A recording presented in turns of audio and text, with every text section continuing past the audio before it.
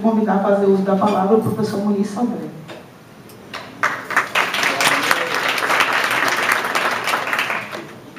Bom, os agradecimentos, bom dia a todo mundo.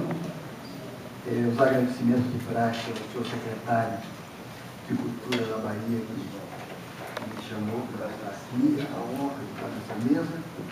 Eu queria só corrigir um dado, eu não sou mais o coordenador do programa de pós-graduação da PRJ, já fui várias vezes, atualmente de outra pessoa.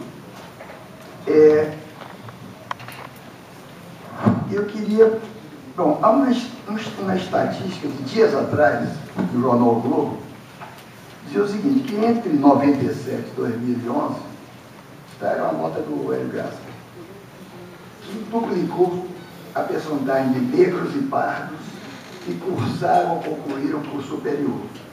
Foi de 4% para 19,3%. Então, em números brutos, foram 1.200.000 jovens de 18 a 24 anos.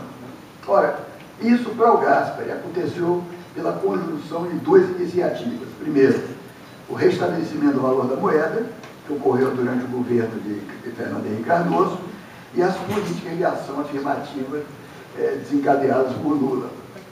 E o Gaspar diz, poucos países do mundo conseguiram resultados semelhantes em tão pouco tempo. Essa notícia é correta, em termos de dados, mas ela omite um fato que me parece essencial. É o fato do protagonismo de negros e pardos. Tanto o protagonismo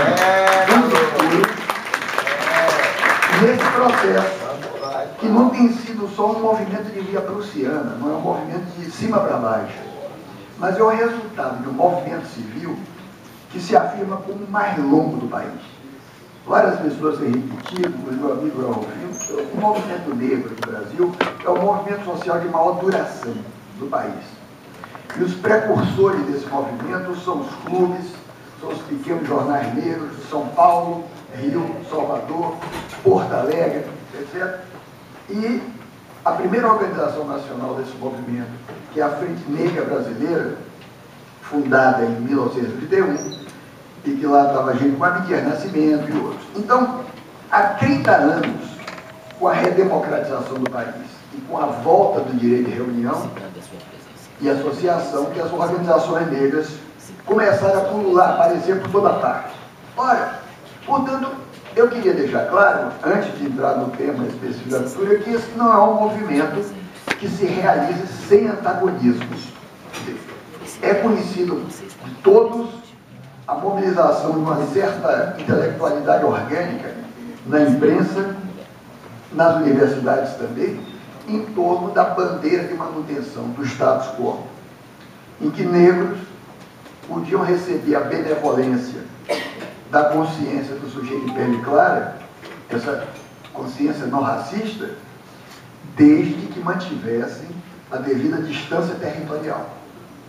E eu entendo território desde o corpo, desde a corporeidade, até o espaço interativo das relações sociais e profissionais. Quer dizer, eu aceito, mas fique distante.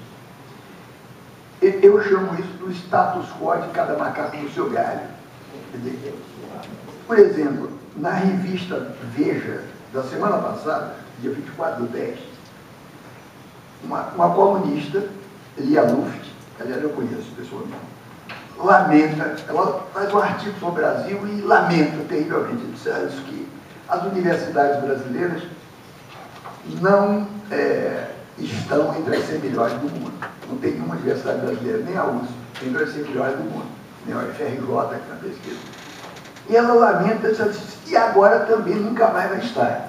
Está lá no artigo da Lia Luft. Ela, por que não vai estar? Tem negro demais, está entrando muito negro.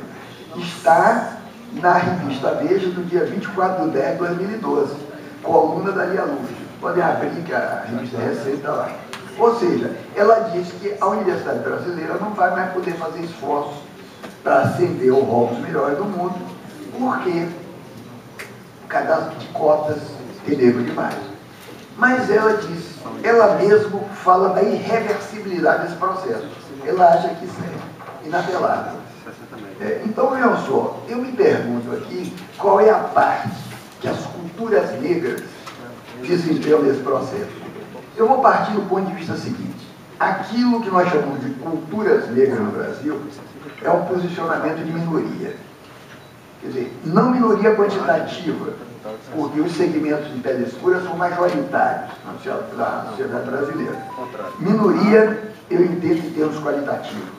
Então, minoria me parece ser uma palavra-chave para designar uma carência de voz afirmativa de segmentos das classes economicamente subalternas, de um modo geral, no que diz respeito ao que? A família, escola e governo. Então, no vasto espaço da carência existencial, a família pode não amparar, a escola pode não ensinar, o governo pode não governar, mas a minoria pode falar, quer dizer, ela pode tornar visível todo esse espectro de desamparos. Então, por quê? Que no interior da democracia representativa, minoria é uma possibilidade de voz qualitativa. Então, em nossa tradição de pensamento, minoridade, sujeito é menor, implica a impossibilidade de falar. Quer dizer, menor é aquele que não tem acesso à fala. Isso diz o latim infans, aquele que não fala.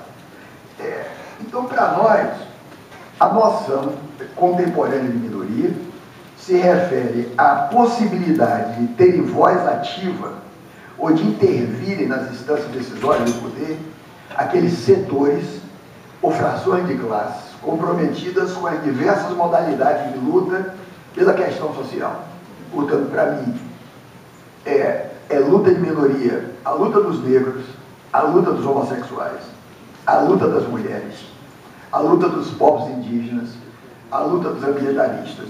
Então, eu falo aqui de minoria não apenas como sujeito coletivo, mas minoria como um lugar, quer dizer, um lugar operador de um fluxo de transformação.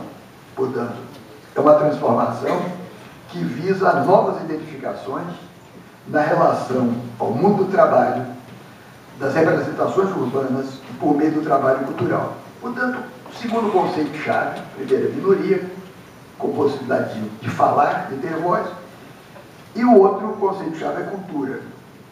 Eu não vou me estender aqui sobre as dificuldades desses conceitos, são por demais conhecidas e tem grandes especialistas aqui nisso.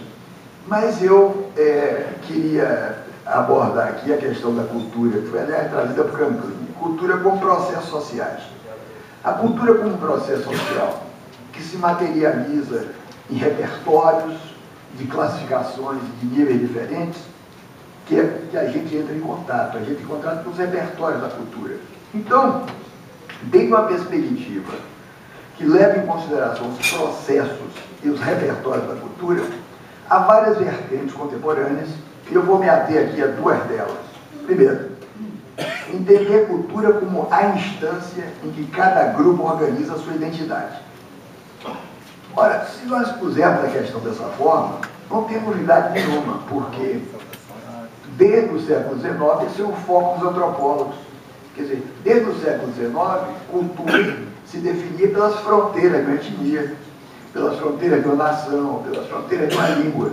Sabia-se que era cultura para essas fronteiras. Então, não se trata, portanto, do cultivo de uma instância simbólica dentro de um círculo específico, mas se trata de relação e apropriação de sistemas simbólicos diferentes a partir de cenários diversos de identificação. Quer dizer, deslocar o foco de identidade para cenário de identificação. Então, nós podemos falar da cultura do bairro, da cultura da cidade, da cultura da nação, como apropriações diferentes da identidade.